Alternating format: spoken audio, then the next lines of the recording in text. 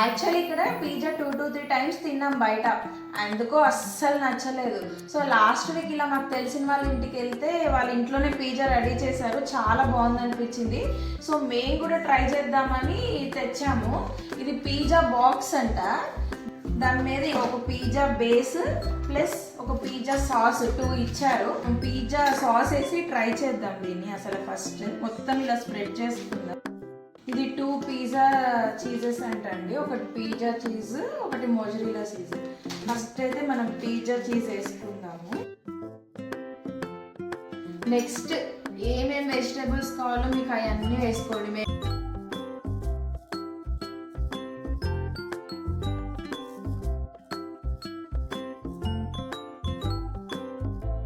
ఈ పిజ్జా ఎలా ఉంది?